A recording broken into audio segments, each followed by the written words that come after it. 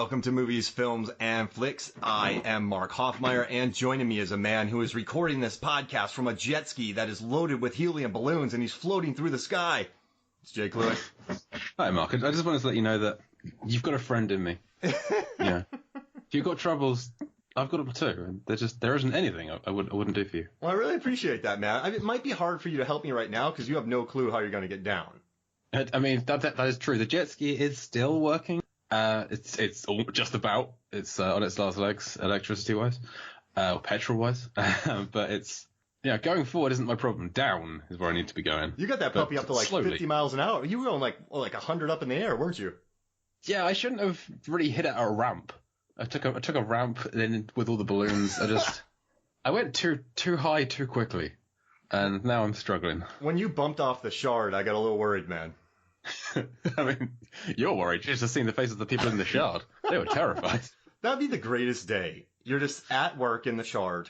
You went a long ways, by the way. That'd be interesting. So you get there, and you're just sitting at your desk, and someone just flumps right into her on a jet ski with helium balloons. Because they're in a jet ski, they had to have started on the Thames. Yes. If they're hitting the shard, that's where they had to start. So that's a James Bond. Like, didn't Brosnan do that and Die Another Day? Tomorrow Never Dies, I think. Oh yeah. But yeah. Wait, there's a motorcycle and a boat chase in Tomorrow Never Dies, right? Yeah, I get Tomorrow Never Dies and The World Is Not Enough confused. Yeah. They're both terrible. Wait. Sophie Marceau, though. Sophie Marceau in World's Not Enough, she's really good. Yeah, she's good, but unfortunately she's got the counterbalance of Denise Richards Christmas being Jones. Awful. Dr. Christmas Jones, thank you very much. But yeah, so as great as Sophie Marceau might be, she has a lot of work to do to overcome. She nearly does it. That's like almost. I mean, she puts in a valiant effort. I don't think you put Christmas Jones against any of the other villains or good Bond women in any of the other films, and they're gonna have a hard time making up for that chasm. We should do the Heavy Lifting Hall of Fame. Okay. That'd be interesting. Like, who carried the movie? Oh, I see. Does that make sense? Yeah. Who gives the best performance amongst so much terribleness elsewhere? So, yeah. I can't believe that we unintentionally got to a really interesting segue into our topic, talking about James Bond. I think we always do, but yeah. Yeah, you're right. We get there eventually, don't we? Yeah, we do. Now, you're on your jet ski, which is awesome. But so right now we're going to rank the Pixar movies. So all 22 Pixar films we are going to rank. We reached out to a bunch of people from Movies, Films, and Flicks, but more so from your site, the large association of movie blogs, because you're the host of the Lambcast, an excellent podcast, which brings in a bunch of movie bloggers each week to talk about various topics. That's a good ad. That is true. Thank you. And you got about 30 people to come in and rank these movies. So they're not all from the Lamb. One of them is my wife. Oh, got it. Got it. Well, what do you think? 73%? Yeah, I mean, most of them. I'd say all but her. Got it. She loves Pixar films, so I had to get her thoughts, and her thoughts will become discussed on the show. Oh, I love it. She didn't want to come here and discuss them herself. Well, why not? Bring her on. Let's talk. Hey, the invite was extended. Oh, got it. It was declined, I'm afraid. Got it. Now, the movie that came in last place, right? So if everyone voted, the movie with the lowest score was in first place. But the movie with the highest score, like average, is Cars 2, which is kind of a spy where Mater is going around the world. He's a spy with Michael Caine and Emily Mortimer. They're traveling around. It's a Pixar Bond film. Now, I watched this recently, and I've seen it before. You watched it today, correct? I watched it today, yes. Now, this is a kid's movie, and I think people got very spoiled with Pixar, because if you think about their run from 95 to 2004, they had Toy Story, Bugs Life, Toy Story 2, Monsters, Inc., Finding Nemo, The Incredibles. And then they had Cars, perfectly fine film, but then they kicked that off, right, with Ratatouille, WALL-E, Up, and Toy Story 3. Toy Story 3. Cars 2 is what followed. Yes. So I don't think the very low, rotten 39% tomato meter score is warranted. And I don't think all the hate is warranted for this film. It's not a great... listen, I have nephews and nieces, and I know I have friends with kids. They adore Cars. Like, they think Cars is the best thing ever.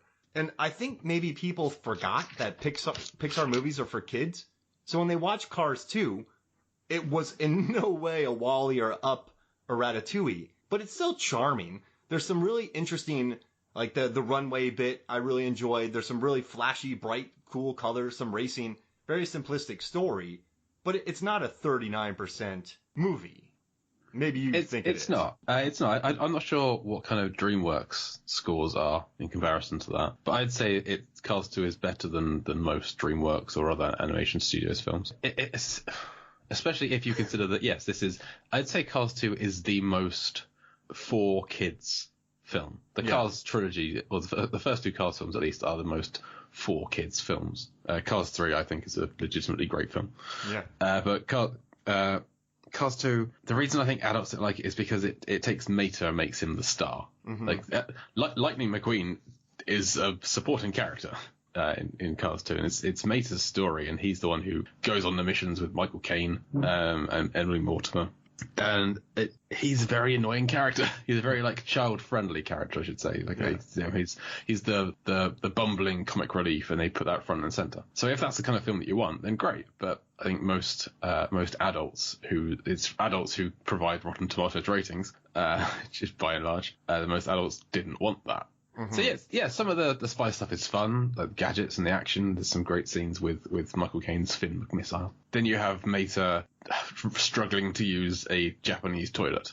Yeah, and eating sushi for an extended period of time. Yeah, he sets fire to himself with wasabi. And there's also the real broad cultural stereotypes of Italy and Japan and England. Yeah. So of course when they go to England, they see the Queen car. Of course that happens, because why wouldn't it? But I did laugh at the end when Mater gets knighted, the Queen uses her retractable aerial off the front of it, just that ascends really slowly, and she knights him with that. That made me chuckle. But I have no problem with Cars 2 being at the bottom of this list. No, you're right. You're right. That's the thing with Pixar, is Pixar has a lot of really great films. It's just tough to hear. It's just I think these expectations were met, and then these people, I'm not blaming everyone, but because I know a lot of non-critics who dislike it, but I think it's like all these adults sitting in a theater angry that it wasn't arms folded, but their kids are happier than anything watching Mater drive around. And I've heard a lot of people say, "Oh, Cars is just cynical toy selling stuff," and I'm like, "Well, what's your favorite Pixar series or films?" Like, "Oh, Toy Story." It's like literally toys. That was a franchise made to sell toys. Like, they sold toys at Burger King. They had them in Happy Meals. Every single toy is sold as a toy. So it's just very interesting how people, the almost animalistic hatred towards this cheeky little Cars 2 film, if that makes sense. I mean, listen, it deserves its spot at the bottom of the list. I'm not going to say it doesn't, but I guess I just don't. The expectations and complaining that it's about selling toys, and that kind of gets to me. But I think you're right, though. It is a Mater-centric film. Yeah, it's like if they made a Bond film which starred Sheriff J.W. Pepper. Oh, goodness gracious. Yeah. That's the kind of character that Mater is. Yeah. I mean, bring him back for a little bit, but that's it. Whilst I do enjoy the couple of, now and then when that character crops up in the Roger Moore Bond films, I don't want a J.W. Pepper film. Yeah. That would be bad. Because he was in, To Live and Let Die, and then he popped up later on in Venice, was it? He's in two of them. He's in Live and Let Die, and then he's in... Oh, I should know this. We just covered all the Bond films on the Lambcast. But the thing is, people like that guy. He came back. So it's something interesting about these characters that people are drawn towards. Maybe the broad stereotype or like that kind of character in a Bond movie. But he came back because he was popular. The Man with the Golden Gun was the other film that he's in. Got it. You know what's crazy, man? I love the idea of the Man with the Golden Gun. So even if people don't like the execution, I think it's a lot of fun, just the idea. It's the most dangerous game, and that's one of my favorite short stories ever. So I kind of dig that. I mean, and you've got Christopher Lee as the villain. Like, that's such a phenomenal actor. Yeah. Playing an interesting character. It just kind of gets bogged down in fake nipples. Oh yeah, you're right.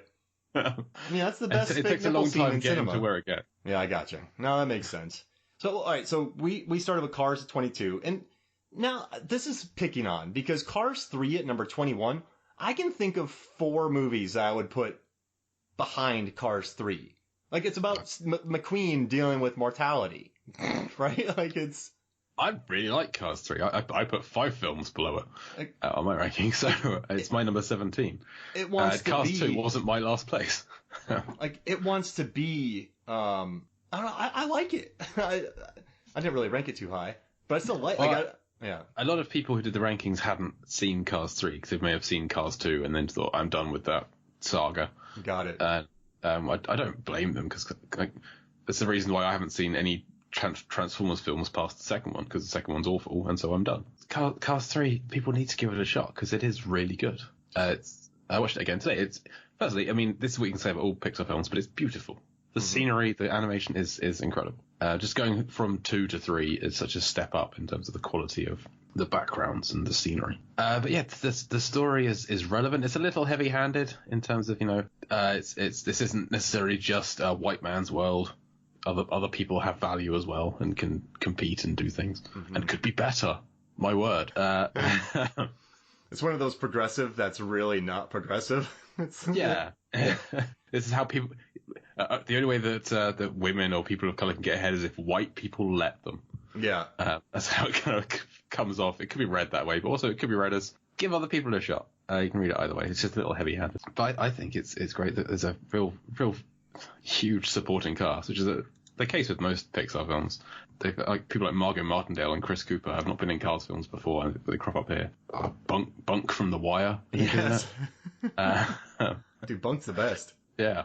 And what, Armie Hammer? Yeah, Armie Hammer's a real good villain, and it's fitting because he's playing the up and coming young guy who's taken over from all the old guard. Owen Wilson's in the old guard apparently, which is exactly what he is. At the time this came out, he was this hot young new actor, and he's coming in and taking over everything. Yeah. But it's just it's good though, right? It's just I don't know. Like it's.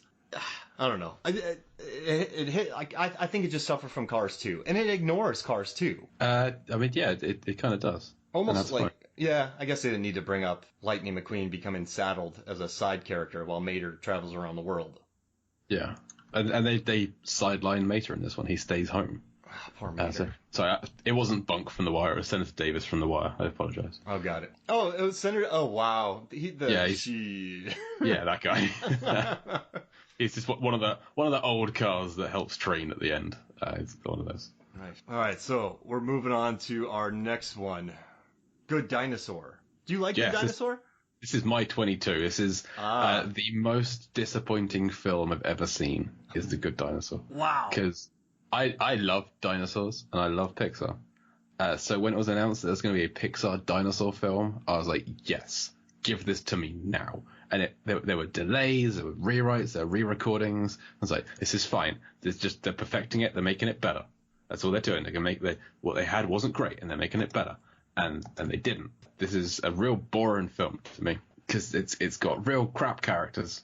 It gets some good actors and doesn't use them for very much, or cast them really obviously. Like they cast Sam Elliott as a cowboy. Yes, that cowboy is a Tyrannosaurus Rex, and their segment is maybe the only good one where they're kind of the way they run around. It looks like they're holding reins on the back of a horse, but it's just because they've got little arms. I like that. That's fun. Everything else is boring. It's just a boring story of a kid gets lost and he goes back home. There's a couple good visuals. Yeah. Oh yeah. Yeah. The scenery is incredible. It's photography almost. I guess for me about this movie, I kind of immediately forgot about the story, but I just go, yeah, the visuals. That's all that you remember is the little kid that he finds is annoying. All the little side adventures are just annoying and boring, and I've seen this a couple of times and I just don't like it. I keep thinking that Sam Elliott does a cover of Tom Petty's "I Won't Back Down." But he actually sings a cover of "I Won't Back Down" when he's a cow in a movie. Like Home on the Range, I think the name of it is. I was trying to think, what film has somebody been a cow? Yeah, and he sings "I Won't Back Down." And I keep thinking that happened in The Good Dinosaur. And I'm like, wait, that doesn't make sense. I don't think that is. But yeah, it's bad when you confuse those two movies together. Well, I don't think Home on the Range has a great review score either. No. I haven't checked it, but I can't imagine it's much different to The Good Dinosaur. Good Dinosaur still got a 76% score. That's insane. Good visuals. Yeah, it gets the score just for that, I suppose. Now, I guess we'll kind of like I guess we don't have to go deep into these, but I gotta say, I only own 3 Pixar movies. Oh wow! I own Monsters U, I own Brave, and I own Wall-E. I'm just gonna count the ones that I don't own. Yeah. Now, so you know what's kind of crazy is I think I have good story. Like it's weird. So you might kill me for this, but I like Pixar movies a lot, but I don't think I've ever bonded with them. Like I've never been that connected to. I'll watch them all, but I've never been that connected to the world. But I watched Wall-E when I was in Korea, and I really just enjoyed that experience. You know, going to go see Wall-E when I was working over there. It just was fun. And then one night, Megan and I went out for we had just moved to Atlanta, I think. And we just went out for a date night and went and watched, had a great dinner. Then this movie was sold out, so Brave was the only one, and we went and watched Brave, and we really enjoyed it. And then we went and got a couple drinks and talked about it, had a great night.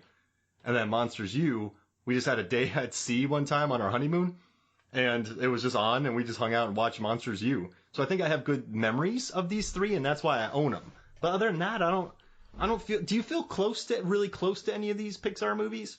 Well, I do. Up was the first film that my wife and I saw together. Oh my gosh. That's perfect, right?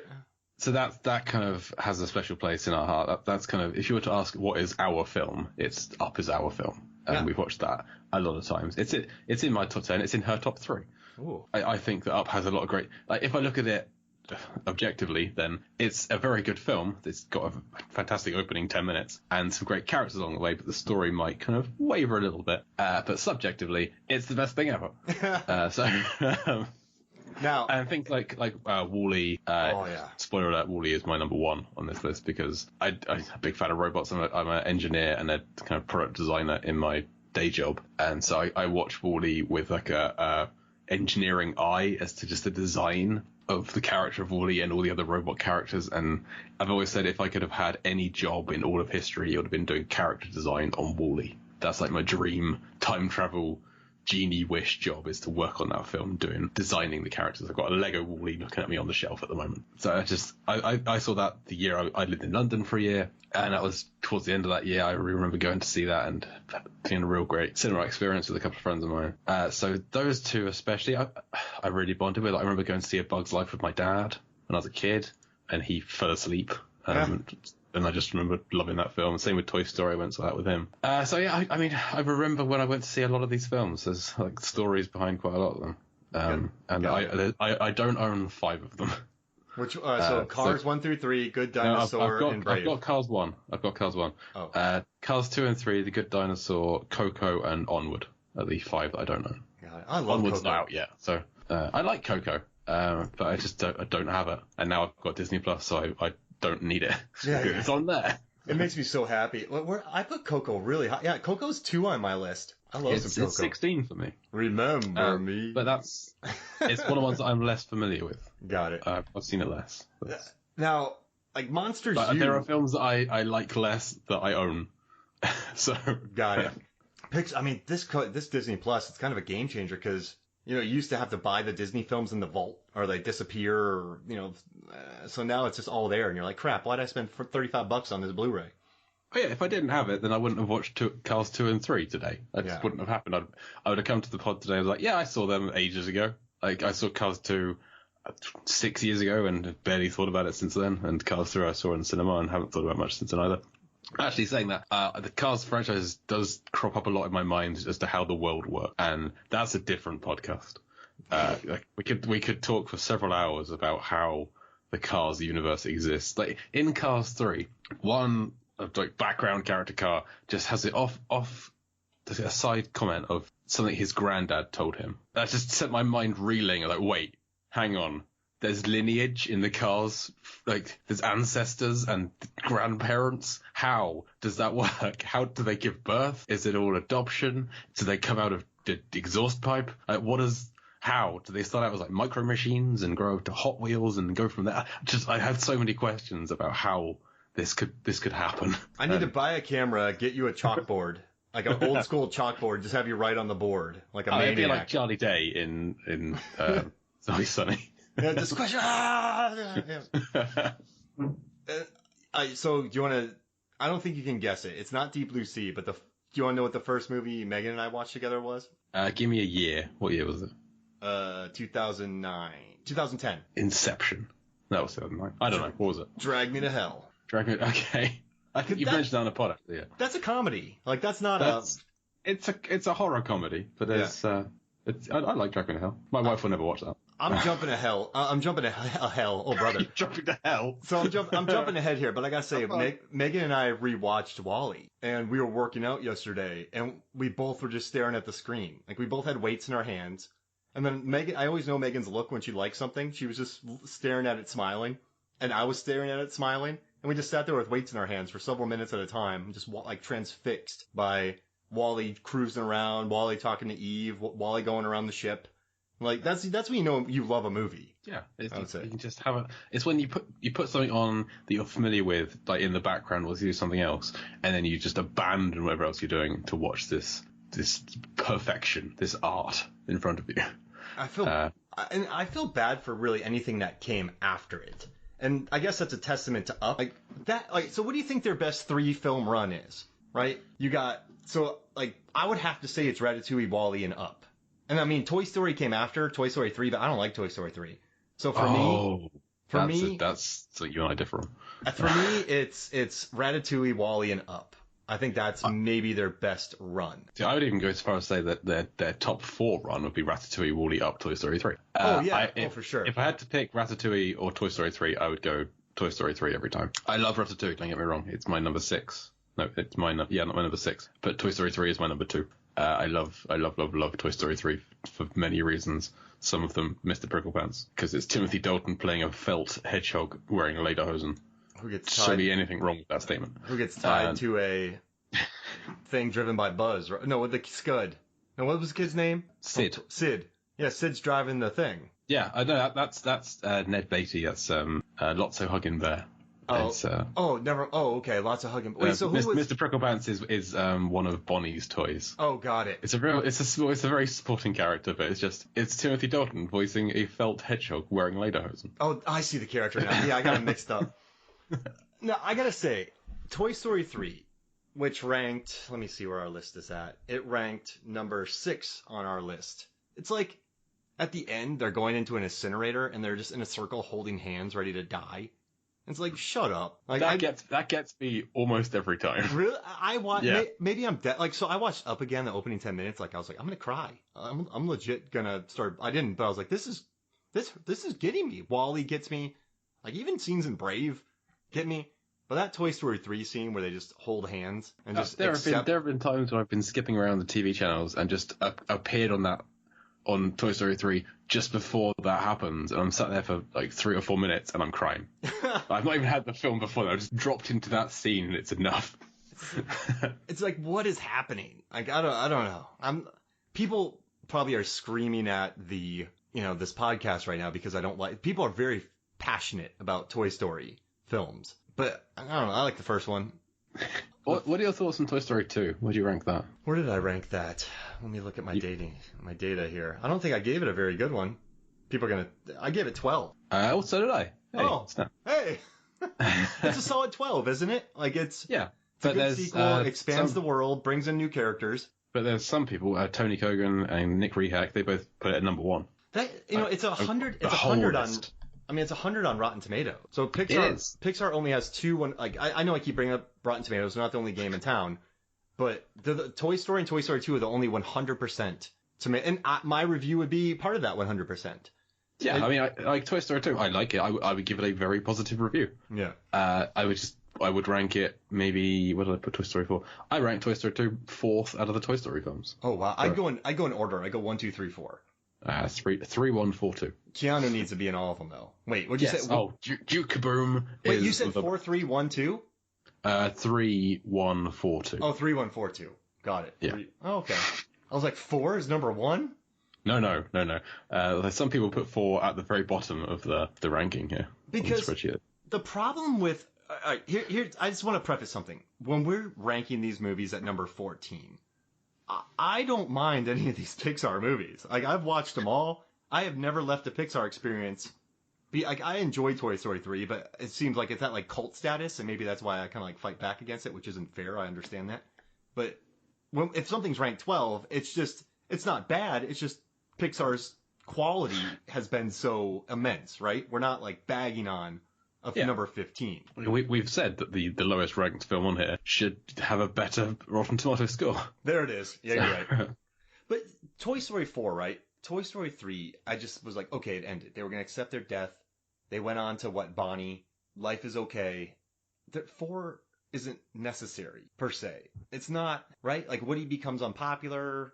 Then it's not. It feels very much like a cash grab. Well, it's not necessary right now, but the way that it ends, and I won't spoil it entirely because I'm sure some people haven't seen it yet, but it sets up a new direction for the Toy Story films to take. Yeah. And if we go on to have, if this is the start of a whole new Toy Story trilogy, then it makes it more relevant. It makes it like necessary. If looking at it as a set of 4 films, you have this perfect trilogy, and then there's like side adventure. On the like, well, hey, I wonder what happened next. Oh, this happened next. It kind of always takes away from those first 3 films, which start and end so perfectly. It closes a trilogy by panning up to the sky in a Toy Story 3 and having the clouds in the same pattern as on Andy's wall at the start of Toy Story 1. It's meant to be wrapped up in a bow. So I can only assume that at Pixar, they're beavering away at Toy Story 5 and Toy Story 6 with the further adventures of Ducky and Bunny, Duke Kaboom and whomever. Yeah, and because they're trying to get the Lost Toys homes now. Yeah, exactly. It's a whole new thing, a whole new plan. And if they're doing that, great. I will. When Toy Story 3 was announced, I was like, I don't need Toy Story 3. Toy Story 1, Toy Story 2, they're really good films. Toy Story 3, it can't possibly. They're playing with fire here. They can't live up to their previous ones. And then Toy Story 3 comes out, and it's my second favorite Pixar film. So then when Toy Story 4 was announced, I was the same. I was like, I don't know, don't need it. But then last time around, they did Toy Story 3, and it really worked. And so I went into Toy Story 4 expecting the greatest film ever made. Oh, and no. It's number 10 for me. It's in my top 10. I really liked Toy Story 4. Most of that is due to Duke Kaboom. Yeah. And, you have Combat Carl getting little high fives. There's a lot of Toy Story 4 that I really liked. As soon as it came out on Blu-ray, I bought it and watched it again and still really enjoyed it. Knowing that Disney Plus was just around the corner. Wow. You made the jump before. Yeah, that was 4 feet. This is 40. I love Duke Kaboom. Great. Oh, yeah. I did get really annoyed, though, that it beat out Missing Link and How to Train Your Dragon 3. Because How to Train Your Dragon, that franchise, How to Train Your Dragon, has been just excellent in animation. I mean, Roger Deakins is a visual consultant, and it ended really beautifully. It didn't win. It's like, guys, like, you don't need to give Toy Story another Oscar. And the Oscars aren't about the best winning. And so, or Missing Link, give it to Laika. Like, it just was annoying that they just handed it to Pixar. I don't think Toy Story 4 is better than Missing Link or How to Train Your Dragon 3. And I don't know if you've watched those. I have. I've seen. I actually wrote a piece for The Lamb on the animated features this year, and up for Oscar. I've never been a huge fan of the Dragon franchise, if I'm honest. That's something that I've seen them all, got them all, watched them multiple times. It's just they've never really settled with me. I can't explain it. I'm just missing something. It's more a fault with me than anything else. It's me like with Toy Story. Right, exactly. But this year's films, Missing Link is amazing. Yeah, right? And have you seen I Lost My Body? Was that on Netflix? Yeah, it's great. You should try. It's a real interesting film. All right, I gotta watch that. Oh, it's kind of following 2 stories of these 2 people having like an on-off and strange kind of romance that he's kind of a stalker essentially, but also it's following this disembodied hand making its way back to its body. Whoa! So I'd recommend it because it's a real interesting film. Oh, I'll put that on. That sounds good. What was the 5th one? I can't remember what the other one. Klaus. Oh yeah, that was fun too. That was a really good film as well. Yeah, Netflix did great this year. Yeah, they did. But yeah, Toy Story 4 was the easy choice to give the award to, and I don't think they should have done. Give it to Laika. I would have given it to Link. Yeah, give it to Laika. Laika deserved it. Laika's all right. I guess we'll jump. So we got 19 Monsters U, which I had much higher. I had Monsters U. Where did I have Monsters U? I had 14. 14. I'm still furious. I'm still furious it got snubbed at the Oscars. It wasn't even nominated. They nominated the Croods over it. It's so good. It's cute and it's fun and like I had it. Like I own it. It's one of the 3 I own. I think it's watchable. I dig it. Then we have Cars at 18, which yeah. And then we have Brave. This annoys me though. I really like Brave. I don't know. Maybe it's just the bear, the darkness, the family, like the daughter mother story. You rarely get that. I liked the archery. I don't know. Kelly McGillis. Like, I liked her. I thought her voice work, right? I don't know. Kelly MacDonald. Oh, Kelly MacDonald. Kelly McGillis is from, Kelly McGillis is from Top Gun and, Yes, Louise. Yeah. But, she's in The Winter People with Kurt Russell. You can listen to that episode on Movies, Films, and Flicks when it comes out. I love Kelly MacDonald's voice work in it. I like the bear. I like the little kids becoming bears. Connolly's great in it. What, the what? Oh, Billy Connolly? Yeah. And Emma Thompson. Like, I could watch that. That's in my, like, if someone said, Mark, what do you just want to put on? Like, I could put on that, or like maybe Wall-E or Incredibles or Coco. One of those. Like, I just think it's different. I like the kind of elements to it. It had a different vibe. I don't know. I liked all the information about how they did her hair. I know there's some behind the scenes stories about, the director, she was fired, and then they had to bring in somebody else who had never directed before, and there were some issues, but I still think it's a stunning to look at Pixar movie, and it's in my top 10. It's lower down for me, but I've seen it many times. My wife loves this film. She loves Brave. I will happily watch it, and I'm never annoyed when she decides to watch it. That's fine. I've said before, I'll never get bored of watching a bear fall down the stairs. Yeah. I don't know. It's really funny. And then when you get the three little bears as well, just running riot and havoc, it's entertaining. And that poor lady, the lady that takes care of them. Yeah. I just think, I don't know. Give her a high five, because I put this at 7.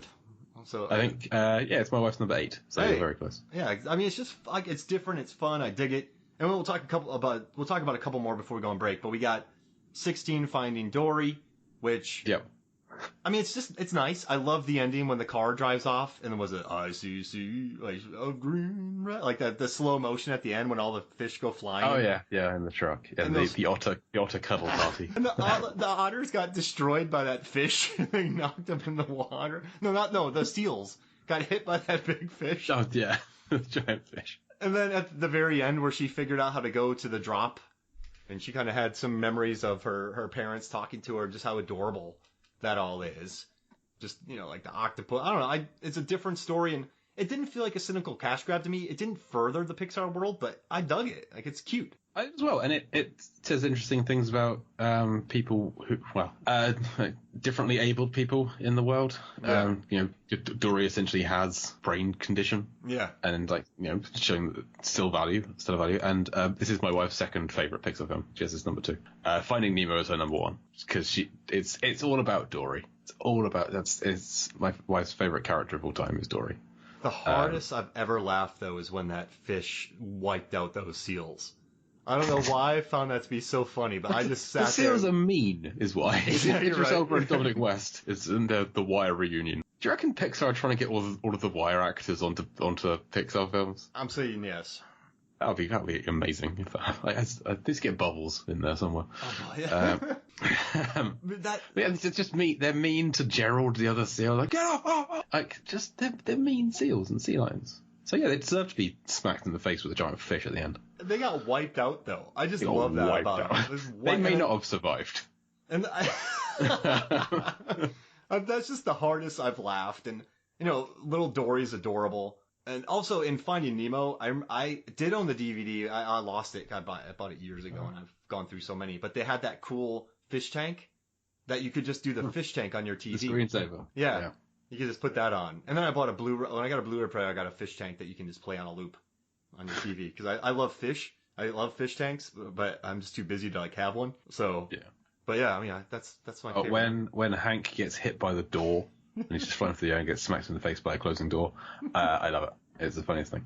It's just, I don't know. I like it. It's fun, but I think 16's right for it. Would you say?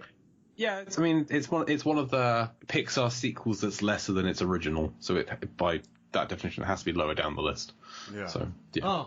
Oh gosh, that makes sense. All right, you have that. You have Incredibles 2. You have Monsters University. They're all less than what came before them. So we got 15 is Onward and 14 is Incredibles 2, and they're tied, I think. Oh, let's see. Oh yeah, they are tied. So they're tied. So I guess they're both. I don't know. I don't want to do the spots. I'm gonna give Incredibles 2 14. So, okay. You haven't seen Onward, so. Yeah, I haven't had a chance to get to it, but I'm hearing really nice stuff about it. I hear people are really enjoying Onward. It is. It is a very good film. You can go back and listen to the Lambcast we just did on Wood a couple of weeks ago. Which it is a really good film. I'd say it's about right where it is on the list. I put number 11 on my list. So around about this area. It's not pushing the boundaries of anything. You can kind of see where it's going from the off. But the voice casting's all great. Animation's great. It's funny. Tom Holland and Chris Pratt. I can imagine they're just good. Like I could see them bringing a lot of life to their characters. They're playing very Tom Holland and Chris Pratt-like characters. The kind of characters that you imagine they would play, they're playing them. Nice. So they're not stretching at all. Same with like Octavia Spencer. Julia Louis-Dreyfus is criminally underused. She's like barely in it. She's got she plays their mother, who just like chimes in with a line here and there, but gets nothing funny to do. And it's Elaine from Seinfeld.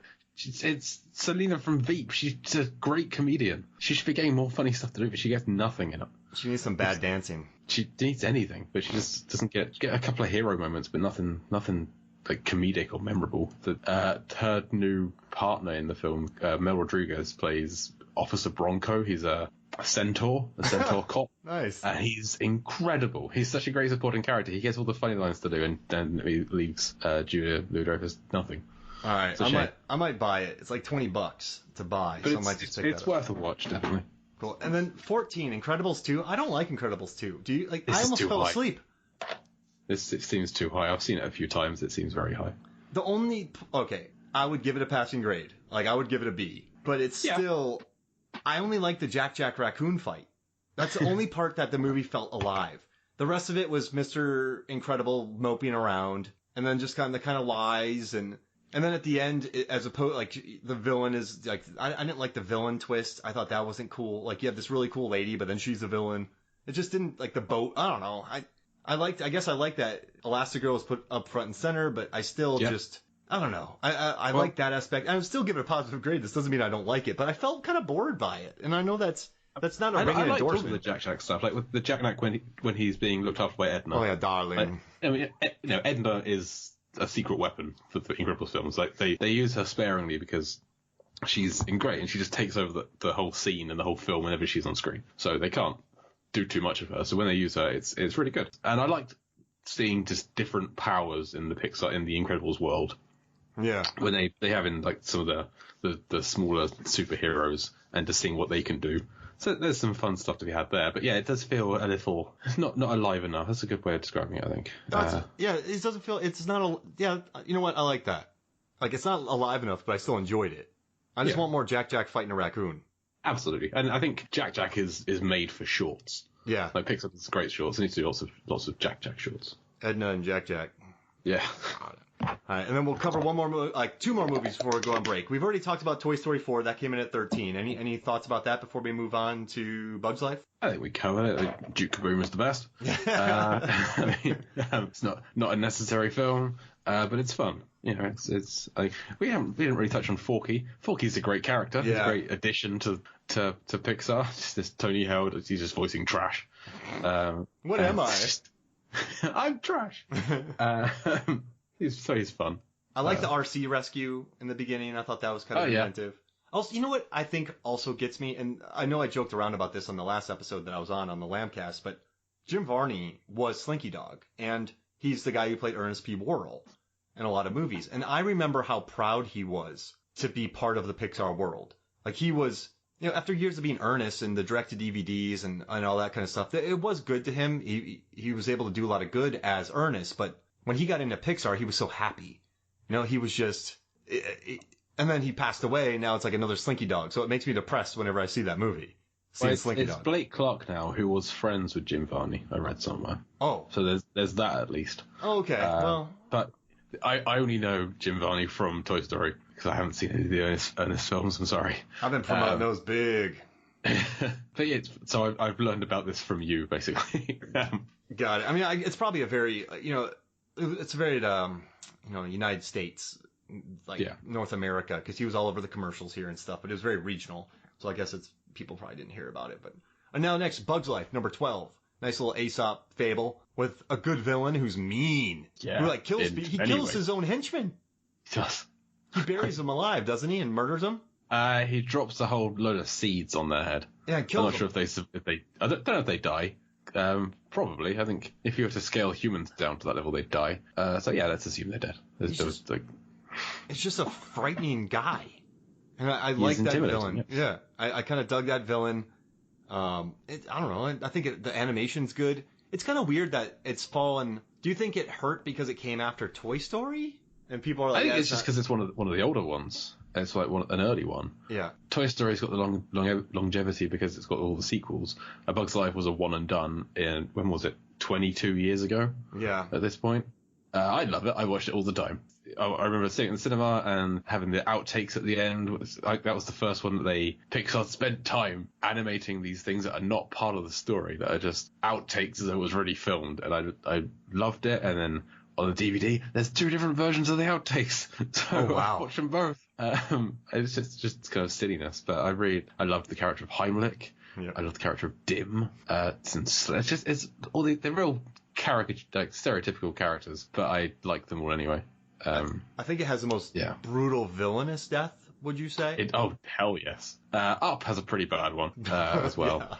Just an old man falling from the sky. A very long way. And I think what happens to Randall in Monsters Inc. is pretty bad. But yeah, Hopper in A Bug's Life, he has a brutal outing. But it's entirely deserved, I think. So yeah. Yeah, it's deserved. But I mean, it's nasty. Like I pitched him. So I wrote a piece for Cracked about like villains in animated films who are too scary, and Hopper wasn't used. But while I was researching that, I came across his death, and I'm like, whoa! Like, I did not remember how brutal that was. That was gnarly. Yeah. That's bad. Like, you think, he's going to get eaten by the bird? Nope. He's going to get torn to shreds by the 3 adorable baby chicks. It's insane, right? They look so cute, and they're just killers. They just obliterate the guy. All right. So how about this? Let's take a quick break, and when we come back, we will cover 11 through 1. How's that sound? Perfect. All right. We'll be right back. Welcome back to Movies, Films, and Flicks. And this is exciting. We have 11 left. Halfway. We didn't even plan that, and it happened.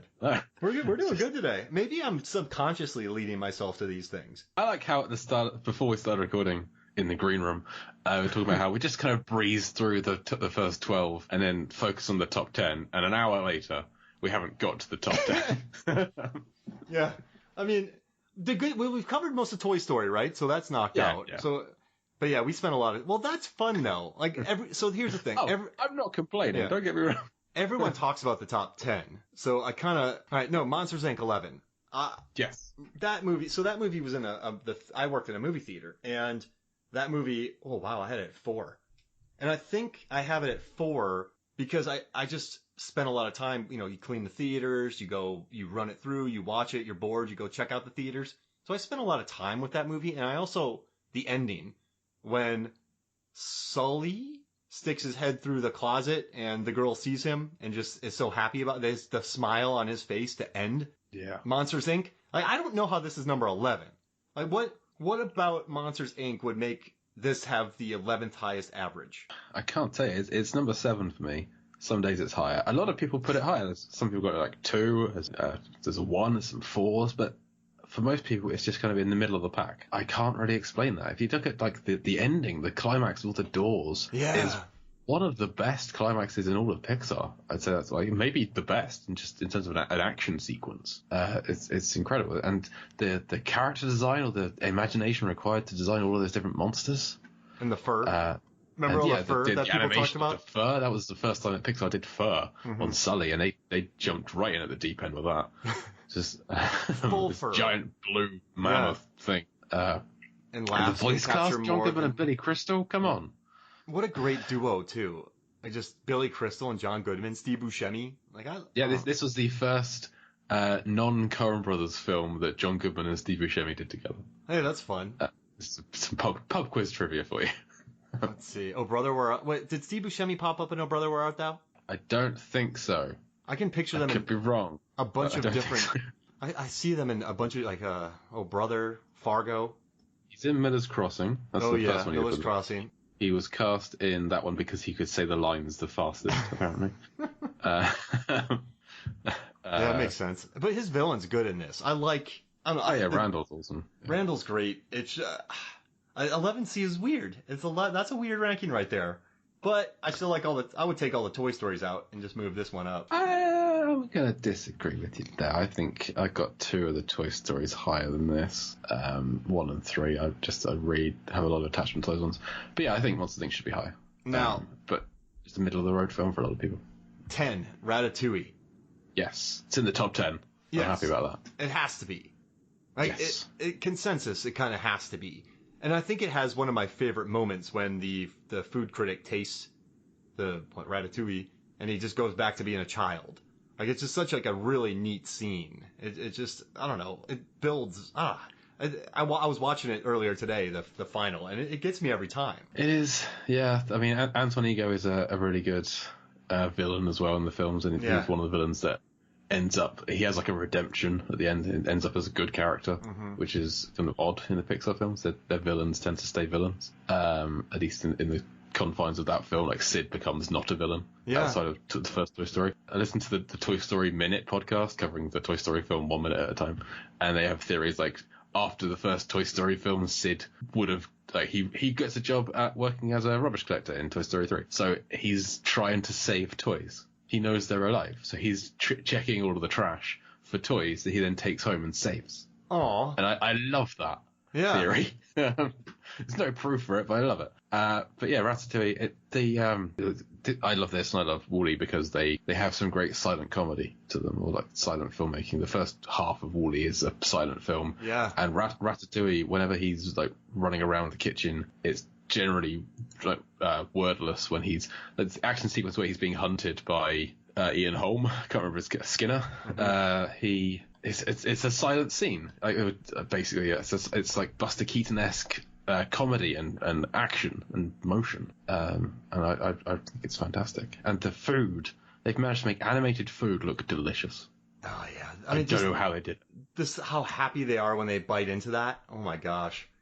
So before we get any further, who's your favorite of the Pixar directors? Like, who are some that, like, because they stick around for a lot of these films. They do. I hadn't even thought about that. I mean, my gut reaction is Andrew Stanton because he did WALL-E and Finding Nemo, which are 2 of my, and Finding Dory. So that's 3 of my favorites. So Leon Cruz did Toy Story 3, which I love. But he did Coco, which is fine. I'd probably have to go with Stanton. Stanton, like he's probably made the most iconic, right? WALL-E? Yeah. WALL-E and Nemo, yeah. I mean, Brad Bird's got to be up there with Incredibles and Ratatouille. Now, Lee Unkrich, he has a 98.2% average for the 5 movies he directed or co-directed. Isn't that crazy? He did Toy Story 2, Monsters, Inc., Finding Nemo, Toy Story 3, and Coco. He didn't do Finding Nemo. Yeah, he co-directed it. Finding Nemo. But Andrew Stanton did it. He co-directed Finding Nemo, did he not? Or was that just Andrew Stanton? I thought it was just Andrew Stanton. I could be wrong, but I thought that's what it was.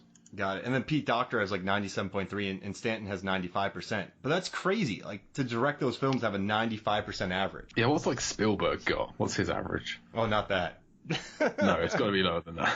Yeah, but these guys they pump out quality. And I dig. Oh, did you find that? Let me look this up. I want to make sure this isn't wrong. Finding Nemo, director, screenwriter. Monsters, Inc., Finding Nemo, Toy Story 3, Monsters U, Good Dinosaur, and Coco. Okay. Oh, wait, he directed Coco, he directed Toy Story 3, Finding Nemo, and Monsters, Inc. Is that not right? Because I don't know, it says on Rotten Tomatoes. It says on IMDb as well that he co-directed Finding Nemo. I was looking at Wikipedia. Sorry. Oh, got it. Oh, no. Hey, how about There's disagreement on the internet. Who knew? How about this? Number 9, Inside Out. Oh, wait, I got to tell Way you something too cool. high. National Way Treasure. too high. National Treasure uses one of my articles on their Wikipedia. So National Treasure, one of my favorite movies, references one of my articles about National Treasure on the Wikipedia page. Greatest Awesome. moment of my life, by the way. I mean, I was going through the Disney Plus catalog before we started recording, and I saw National Treasure 1 and 2 on there, and they got added to my list. Greatest movies ever made called National great. Treasure. I love them. I got to a library. We need lemons. There's a bowl of lemons. I got into an argument with somebody. I was like, it's a national treasure. And they're like, no, it's not. I'm like, the movie's a national treasure. And I just got into an argument with a guy about, like, I knew it was in jest, but he got really worked up. But it's not, Mark. It's an international treasure. Because I love it too. That's right. Even after, yeah. I mean, I hope they make the third one. I mean, that guy from Bad Boys 3 has some heat, so hopefully his screenplay is good. Yeah, let's hope so. So you said Inside Out is too high. Yes. This is my number 20. I am not a fan of Inside Out. I have it on Blu-ray. Bought it sight unseen. It's a film I just don't get. I've watched it I think 3 times and I don't get the love behind it. I don't understand I can't get past the concept. I think is my main problem of anthropomorphized emotions. Yeah. Just I can't buy into it. It doesn't make any sense to me. And when you bring in everyone goes on about how like the imaginary friend in it, whose name I can't remember. Bing Bong. Yes. And how it's such a tragic arc to him, and I can't get past wait, people have imaginary friends? I thought that was made up for films. And I can't have any kind of emotional attachment to this imaginary friend. I just can't. The 5 emotions, I put air quotes around that. You can't see that. Oh, yeah. Emotions. They're all well cast. Amy Poehler's joy is great. Phyllis Smith's sadness. Lewis Black is anger. Bill Hader's fear. Minnie Kenny is disgust. They're perfectly cast, but I don't think they should exist. So I just can't get past that. The Bing Bong gets me. I think Amy Poehler is just so alive with her voice work. You're right. I love Richard Kind in it. Phyllis Smith. I like it. I had it in my top 10, but I get what you're saying. This is more a problem with me than anyone else in terms of why I don't like it. It's never gelled with me. I've had a lot of debates with people about this. 2 people have it as their number 1 of all time Pixar films. There's a couple of 2s, there's 3s, there's 4s. It's really high ranked for a lot of people, and very few are in agreement with me that it's not great. All right, and next in our list, Coco. Maybe the one I've seen the least, other than Onward. Remember That's why it's not ranked highly for me, just because I think I've only seen it all the way through once, maybe twice. But when I saw it in the cinema, I was in tears at the end. It was a real abrupt. It's quite an emotional story going through, but at the end it just punches you in the face with you're gonna cry now. Yeah. So all right, I'm sorry. Yeah. It just comes out of nowhere. Oh man, I love Gael Garcia Bernal in it. I think he does excellent. I think Benjamin Bratt is Ernesto de la Cruz. I mean, that is. I love Benjamin Bratt. I love Benjamin Bratt in anything. What a great villain. Demolition Man any day of the week. You know what I hate though? There's this review. They're like, not top tier Pixar, but decent enough. Oh my god! What? And that's a top critic. What are you talking about? Like, not top tier Pixar, but it's visually beautiful. It tells a story. How many films are they allowing in Pixar's top tier? Because it can be like 16, I think. It can be almost all of their films are top tier Pixar. Doesn't it just seem like it just seems kind of lazy? I read one like that, but I don't know. The kid can't sing anymore because of and then he goes to the. I don't know. I love The Land of the Dead. I love the way it moves on. I love the ending. Gael Garcia Bernal. I thought he was like just really good as Hector. Like I really liked Hector in it. I just really dug this movie. I don't know. It makes me happy. I don't know. It's a different world. It's a great soundtrack. Great soundtrack. Songs in it are awesome. Yeah, I don't know. So for me, I would put this on. This is like in my top 4. Just put on and watch. It just makes me happy. It's a different. Maybe I just like the different world of it. I just need to spend more time with it. That's all. That's why. There's all these other films I'm more familiar with. I had to put higher than it. If I watched it a few more times, then it could very well rise up the ranking for me. That's the problem with these Pixar movies. It's basically when you've watched it, and these lists could change every day. Yeah. I guess if everyone's list changed, all the 30 people in our data set, the results would kind of be the same. Like, I think WALL-E, never mind. But I think they would still be close, right? But there would be some shuffling. I think so, yeah. If everyone sat down, just blocked out a weekend to watch 22 films in a row, and then we did this ranking, it would be very different. I'd be exhausted. Mainly because Onward would have more votes because people would have seen it instead of the 5 people that have seen it. It's finally over. I feel so bad for that movie. I mean, that Onward 5 out of 5. Everyone gives it top scores. I can sleep now. Yeah. Number 1. Now 7, 6, and 5 are Toy Story. Yeah, 2, 3, 1. And I mean that is it's great. I mean, Toy Story kicked off Pixar. I mean, I think some people forget how important Toy Story was. I mean, revolutionary. Yeah, it's the correct word. Like, that's not even hyperbole as far as animation goes. I mean, the story, the characters.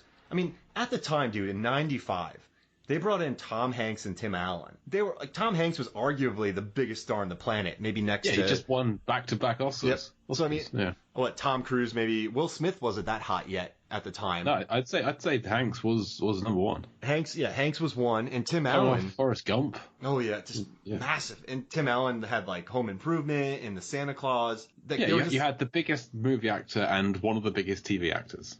And they just nailed these voices. They inhabited them. And Toy Story, I remember watching in the theater when I was 13, and, you know, I remember kind of being frightened by Sid's toys, the baby with the spider legs, and just... It's horrific. And it's a very, I don't know, it's just a very tense, but I don't know, I dug it. And just the whole fact about toys not being played with, and toys are being killed. And, I mean, it's very manipulative as far as merch it goes, but it's a really excellent story. I mean, you couldn't think of a better way to kick off a studio than with Toy Story. Absolutely. And it's not just like Hanks and Alan. Like the rest of Andy's toys. Don Rickles. Hey, yeah, Don Rickles played ahead. You got Wallace Shawn, John Ratzenberger. Yeah. Yes, he's become a staple of these Pixar films. But then this was his first one. Like bringing in Cliff from Cheers to voice a piggy bank. Great. Yeah. And Jim Varney. And Jim Varney, of course. Jim Varney, yeah. Yeah, it's a great way to start. Lasseter, I mean, he really helped kick, like, because he directed Toy Story, Bug's Life, and Toy Story 2 right off the bat. Yeah. Man, that dude had a good run. He did. Well, he did Cars, but yeah. Yeah, he had a good run. That was a pet project for him, was the Cars films. He loved the Cars films, and he did Cars 2. Cars had to have funded a bunch of Pixar movies. The merch alone. Like, Pixar merch. Absolutely. So it's also interesting. I don't like Cars. Yeah, well, Cars probably funded or helped fund, because like, what merch are you going to do from Ratatouille, right? What merch are you going to do? I mean, WALL-E has some. Up. Yeah, WALL-E's got lots of. There's a lot of WALL-E merch out there. Like Brave. There's probably less from Up. Yeah, it's like, what merch can you do? Like, movies like Cars help fund these passion projects. Cars 2 immediately followed by Brave. What merch can you do from Brave other than mirrored dolls? Yeah, so I mean, you need to have movies like this to move merch. I mean, that's an international market. I keep sticking up for Cars. It makes me happy. All right, hey, we're in top 4 right now, man. Yeah. Finding Nemo, number 4. Yes. It's fun. The fish tank, the sharks, the turtles, the seagulls. Mine. This might be. Mine. Yeah. Do you think it's the most quotable? Yeah, it's the one that my wife and I quote the most often and can recite the entire thing, I think. Nice. It's the one I've seen the most easily. Yeah. It looks beautiful. Bruce the shark. I have that pop up in my house. Oh yeah, that's Bruce, right? I have no pops. I haven't. I've resisted the urge for pops. They've released some Jurassic Park ones, so the urge is strong. But I've resisted the pops. I managed Comic-Cons for 5 years. It happens, you know? There's only so much you can do. Yeah. But then it gets addicting. You're like, there's a Jack Burton pop. There's a Quint pop. There's a Brody pop. Like, I've only got so many shelves in my house. I can't start building shelves for pops. We did build shelves. But see, the thing is, we built some shelves, but if we buy one, we have to put one down. So it got kind of like, we have, I don't know, 30. Wait, when you say put one down, we have to get rid of one. Take it out back. Yeah, we have to blow it up like Sid. So, but that's a good way though. Once Megan sort of established that, we're like, oh well, I don't want any more because these are perfect. So it's actually helped us. Oh, good. I like that. So yeah, but I mean, Finding Nemo, like I watched this in college, and even as like a hard partying college kid, I was like, this is amazing. It's really a kind of cool, transcendent movie. And Dory, I mean, Ellen's voice work in this is outstanding. Albert Brooks. Oh, Albert Brooks. Just the neurotic kind of like the cast of the fish tank. Yeah. Like, you got Stephen Root, Willem Dafoe, Brad Garrett, Alison Janney. Yeah. Is in there. Mm-hmm. Yeah. And it's just I think 4 is right though. I don't think it's a top 3er. Do you? It's number 1 for my wife, and it's number 3 for me. Oh, geez, it is. It's up there for us. Well, I guess I was a little. Where did I put it at? I probably shouldn't tell you where I ranked it. I can see your score, so I know where you put it. All right, you put it 9th, and that's fine. The lowest anyone ranked it is 11th. No, 13th. Sorry. Yeah. Well, it's not 13. I couldn't do that. I couldn't give it 13. No, it's not. It's got to be in the top 10. Top 3. I don't think this is controversial what we have. Do you? What, in the third spot? Or just our top three? Oh yeah, I think the top five is pretty solid. I think the top five could move around a few different ways. You couldn't have too many people angry about it, you think? I know some people who don't like the number three spot. Really? I don't know, dancing around it. I know some people who don't like Up. I think Up is a bad film. But I don't. I love it. The first 10 minutes. Now, I think. So here's what I did. When I saw these ratings, I was like, I got to refresh myself on some of these films. People seem to only remember Up for its first 10 minutes, right? It's the first 10 minutes, and then it's Doug. That's the two things people remember. It's the first 10 minutes, and a talking dog. And to be fair, it's a top 10 film based on that. Just on the first 10 minutes and a talking dog. You need nothing else. I mean, you chuck in Kevin, and then it's a top 3 film. I mean, that dog is adorable. There's a scene where, at the end when they're fighting, it's, let me pull up their names here real quick. So the final, when the two older guys are fighting at the end, their backs keep giving out when they're trying to hit each other. Yeah. I mean, it's really inspired. And he has his walker when he hits the guy on the head. And it bounces back and hits him on the head. Yeah. He's got the tennis balls on it. Yeah, it's great. It's like there's great visual gags. I mean, the balloon, I don't know. I'm happy with it at number 3, even though I didn't put it that far. But I still think it's... Where my wife and I got married, they had peacocks roaming around. Oh. We're middle class. When we went to look at the venue, one of the peacocks made a noise that sounded exactly like Kevin the bird from Up. And as soon as we heard that, I was like, yep, this is where we're going to get married. That's awesome. It happens. It's just, that film is embedded in my brain in many ways. Watching Kevin limp breaks my heart. Yeah. But when he says goodbye to the group, when he just hugs Russell and pats Carl on the head and then makes that screeching noise at Doug. It's like, that's perfect. That's how he feels about all these characters. Great. And then the little baby Kevin's with the tennis balls at the... He's like, that's a parting gift. Keep it. Yeah. Hey, so before we get in our top 2, I just quickly asked some people on Movies, Films, and Flicks Facebook as to what their favorites were. And so Allie Maxwell said Inside Out is number 1, then WALL-E, then Toy Story, then Coco, then Up. I love it. Jesse Deal says The Incredibles, then WALL-E, Toy Story, Up, and then Inside Out. So Inside Out are in both of these lists. Now, John Levengood also wrote a pretty long piece that I want to read. He said he's also a guy, he's on this podcast a lot. You know John Levengood. Yeah. He wrote, I saw Inside Out about a week after my father died, arguably the best or worst possible timing for that. I can't remember the last time a movie made me cry so very much for warm reasons. Just writing this almost gets me, got me. Wonderful film with the most important messages that one can learn as they grow up. Longing for what once was held or felt or enjoyed. Whereas WALL-E might be among the warmest films that didn't make me cry, or at least no more than a rogue tear. But boy, was I feeling most of the time it was on. Aw. So John just wrote that about Inside Out. Yeah, I think he's got an emotional connection, so fair enough. I think Onward would have had a similar reaction. Oh, really? If he'd seen it at the same time. That's a very father-son film as well. Got it. But it's kind of neat. But WALL-E, though, man. All right, so we'll get to number 2, Incredibles. Which, do you think it's the most mainstream of the lot? The first Incredibles.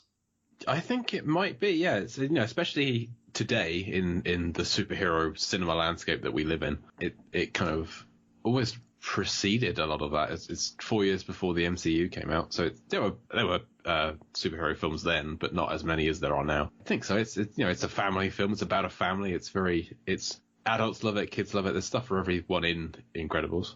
And I don't rank it as highly as most people do. It's my number 8, so it's still in my top 10. It's just never gelled with me as it has with other people. It's got 6 number 1s, I think, among our rankings. So a lot of people love this film, and I don't blame them.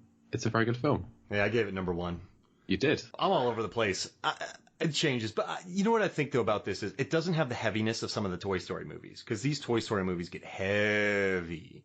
Yeah, it's a mostly light film. There's some conflict between the characters. You have some marital strife. They think that Bob's cheating at some point, so there's that kind of serious issue to discuss. And the main character, he thinks that his wife and kids are dead at one point, so he's in a very low point when that happens, and he threatens to kill the assistant of Syndrome. It has the best rock throw. Some such great moments when Jack first realizes, when Dash realizes he can run on water. That little giggle that he gives out, that little just is such a real childish thing, but it makes so much sense that he's he's just found out this incredible. He knew he was special. He could run really fast, but he could run on water. I just love that little moment. The best rock throw. Remember when Mr. Incredible knocks out that guy from about 50 yards with a rock? Oh yeah, that makes me so happy. And then the cape bit where people in capes kept dying. Yeah, that's like a kind of a Watchmen style montage of. Oh yeah, you're right. Caped people dying. Yeah. And then I thought Jason Scott Lee was just an excellent villain. There was like a petulance to him, and I really liked that. Because, listen, I'm not. I think a lot of fan culture, he sort of maybe represented that, and like they get very entitled, and I thought it was a really before its time kind of talk about fan culture. I thought that was pretty interesting how angry he got, and like it's I don't know, but the action scenes, the rock throwing, I think just you watch Up and you're like, I'm gonna get emotional. You watch Coco, I'm gonna get emotional. You watch Cars 2 and like it's fun, but it's just kind of it's more centered towards kids. So I think you can just put on Incredibles and you don't have to deal with any of that. Just a beautifully animated film with fun moments. It's just entertainment. Well, not just. I wouldn't say that kind of belittles it. It's great entertainment. You know what I've had an and issue. The score is amazing. Oh yeah. Oh man. Yeah. You know what? I'm gonna watch it again. I don't need to. It's in my head. No, you probably watch. I can just think about it. You've watched these movies much more than I have, haven't you? So many times. Now, I want to ask you a question. So someone was talking about some films, and they were like, it's a popcorn movie, right? And you're like, yeah, it's okay. It's just a popcorn movie, but it's really good. If you go to make a popcorn movie and it's excellent, then that means it's an excellent film for what it is. So it shouldn't be like, does that make sense? I went out to make a popcorn movie and I succeeded. So that means it's a very good popcorn movie. It's like Mission Impossible Fallout. Yeah. That was, for me, that was I think the second best film of that year. I loved it. And it was just discussed as, oh yeah, it's a new Mission Impossible film. Everyone loves it. Literally everyone loves it. I don't know its Rotten Tomatoes score, but if it's less than 100, then someone's wrong. But it got, when the Oscars came around, not discussed. None. I feel like it should have been, because it was one of the best films of that year. But it's just dismissed as, oh, it's a summer blockbuster. It's just a popcorn action film. No, it's amazing. Amazing. It's amazing. A guy gets hit in the face with a helicopter. It's amazing. It knows what it is and it succeeds on every level. It does. I'm looking forward to those movies being rewarded. All right, number one. I think this is I went through a lot of lists, right? And even the list that I asked for, so John, Allie, and Jesse brought this up. I also included WALL-E in my... Oh, I put it WALL-E at 3. I'm happy with that. That's great. Okay. That makes me happy. So, I mean, I think I tried to help Coco with a number 2 to get it higher up in the list, but yeah, WALL-E's 3. I think it's a number... I went through a bunch of lists, and WALL-E was in the top 3 every time. So, As it should be. Yeah, it's just... Like, just watching the musicals, and when Eva pulls that tape out, and he's all stressed out, and then he puts it in, and he starts dancing for her. Yeah, she's messing with his stuff. Yeah. You don't mess with someone's stuff. She's messing with his stuff. And remember she breaks his little spit. I can't think of the name right now, but she breaks the whisk. it. Yeah, the whisk, and then she hides it. And she like touches the light bulb, it turns on, and she solves the Rubik's Cube, and she's messing with his stuff. She's improving it, but she's messing with his stuff. And he's a hoarder. Whenever that cockroach gets smushed, I hated it. Like, I'm like, is he dead? Every time. Every time I watch that movie and it gets smushed, I go, no! I'm like, oh, over a cockroach. We're not talking like a Bug's Life kind of thing where it's a character with lines. This is just a little cockroach that follows him around and eats a Twinkie. It's like, is it a Twinkie? It eats something. Yeah, some kind of American cake. It's a Twinkie, yeah. Okay. That's hundreds and hundreds and hundreds of years old. Because WALL-E's been down there for hundreds of years, correct? Yeah, enough time for humans to devolve into amorphous blobs. What a cynical thing, but I love it. Consume, eat. Now, also, I just watch just I'm amazed at how fast it flew by just watching WALL-E. And that's kind of a miracle in today's cinema, just watching this little robot make cubes, then go back. I was the entire film. I don't know why I lie about it. The entire film, I was worried about his solar power. Like, how does he charge? Is he gonna fall? Like, I knew he lived, and I knew the ending, but every time I'm like, is he gonna get charged? He hasn't been charged for that long. What's wrong with him? Why isn't he charging? What's going on? Well, he's got an Apple battery as well. So, and it's an Apple battery that's quite a long time old. Yeah. That's a weird way of saying that. It's quite an old Apple battery, so it can't be able to retain its charge well now. I was like, cynical. I started going like, what happens if if it's too cloudy? Like, what if there's like a storm and the sun gets hurt? Like, well, what's gonna happen to him? But just watching him, and then when he take off on the ship and he goes on that massive trip, and I mean, he's in space for years. It feels like. Well, I mean, when he's in space, he opens his panel and charges immediately because he's that much closer to the sun. Vroom. But down on Earth, you shouldn't be that concerned because this is in the far future where there's no ozone layer left. Oh yeah, so you're right. There's just no barrier. Yeah. Oh wow, that's a great point. Oh okay, good. So he's okay. And I was like, is a sandstorm coming? Is he gonna get hurt by a sandstorm? What's gonna happen with that? Like when's that coming? And just I don't know. Why I don't like. He was kind of a jerk to that cleanup droid. I felt bad for that droid who had to clean everything up. Mo. I love Mo. Burn, contaminant.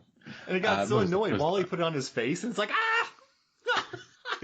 That's why I like Wally, because I think Wally and Mo are friends at that at the end of the film. Because like Mo's just going around cleaning up, doing his business, and then he has this Wally comes along, and he plays a little prank. He has a little joke with him, and Mo's like, yeah, I appreciate that. I'm gonna clean my face, but I appreciate that. And they're friends. I get it. It just made me so happy, like just watching this movie and Eva, and Wally, and yeah, the romance between them is like this is one of my favorite romance films, and it's about robots. He goes to hold her hand, and she like locks it on him, and he falls on the ground. He can't escape. I gotta say, whoever built Wally, I would hire, because that is an excellent droid. Absolutely. Now, the one problem I had, he's building these skyscrapers out of cubes, and sandstorms come through every night. They'd all be blown over. Could be. I mean, they're pretty wide. I think there'd be some collapses, some towers would go down, but I think they're got a pretty good base on them. But then there's nothing really holding the blocks together. Nothing. That we know of. Maybe he's got some kind of a viscous secretion that can stick the layers together. Like that's a horrible xenomorph? Sentence. Viscous secretion is a terrible phrase. I think you and Levingood just became best friends with that. He loves viscous secretion. Like, he loves talking about goo. But I love that he's rolling over the cash. There's jumbo stores everywhere. And it's like this children's movie, but there's also this interesting cynicism in regards to consumerism and... Yeah, and he finds the diamond ring in the box, throws the ring away and plays with the box. It's a fun little puppet kind of thing. And you know what's crazy? When Eva's going around with his stuff and banging on his little den, and she throws him into the roof and dents it, I was so worried about his stuff. Yeah, because he's been collecting that for centuries, it seems. And I got very angry at the end, though, when she blew a hole through his home. Oh, God. And I'm like, why didn't she just walk him 3 feet out? Because they're in love, Mark. You can't rush these things. She needs to get that sunlight to him now. Oh, I know, I get the urgency, and it's quite romantic. Yeah. It's just, come on, don't mess with his crib. Take some respect for this guy's home. Yeah, like, these are his tchotchkes. Like, he loves it. Those people are going to have to stay on that. Lives. Yes, we're in some kind of new civilization where he can find some other house, but this is his home. This is where he feels safe. And you just put in a skylight where he did not want. She could probably fix it pretty quick, though, right? She probably and he could weld it. Yeah, Do you reckon that there's? I reckon, in a fast forward a few years, there's a statue of Wally. I mean, he saved humanity. He is the savior. Yeah, something like a statue of him. And when he busts out of remember when the ship explodes out of Earth, they hit all the satellites. That's such like a cynical. And then those people are gonna have to stay on that ship for years. Like, their kids. Yeah. Go out and start farming, but yeah. Like, the sandstorm is going to wipe a ton of them out. UV rays are probably going to get bombed by. They have to deal with that. Well, they've got those umbrella robots. Oh, yeah, that's true. And they have robots as well. And there's tons of robots. But they're going to send some up there to rebuild the ozone layer. Yeah, I guess. Yeah, I guess they're in pretty good shape. And they could probably get water. That ship could make a lot of things happen. And they have those big ships, too. They have tons of eaves that could go out and do work. They do, yeah.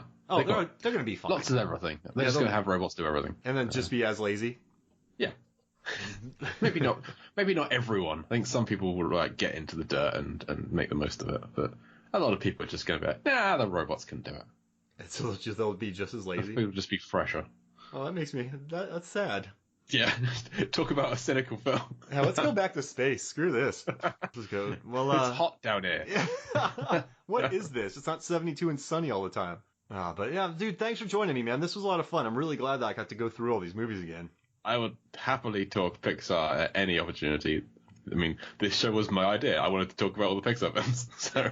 And you made it happen. You brought in all the rankings, so this is really good. And I don't know, I love the refresher of all of it. It makes me happy. I was kind of souring on Pixar, and it's my own fault, just because they're great, and I've written articles about their stuff for Rotten Tomatoes, and they're just excellent. But I just get annoyed when Missing Link loses, and that's not Pixar's fault. But I'm just like, maybe their excellence is they're so good that you take it for granted, and I think this made me not take them for granted anymore. And I think if we look at the ranking, the better films by the ranking are the earlier films by and large. Like if you take out Coco, then the top 12 or 11 it would be are all like pre-2010s. Yeah. Coco and Inside Out. So the majority of them are the earlier Pixar films. So the later ones are all a bit lower down. It's the sequels no one asked for. The films that just haven't done as well as these classics from our childhood. So it makes sense to be down on them, but it's still Pixar. They're still great. They're still really good films. I find myself hating on Pixar, but defending Cars more. I'm a weirdo, dude. Because I'm like, stop making fun of Cars. They're kids' movies. And then I'm like, no, Pixar, Pixar's annoying. Let Laika win. It's a weird.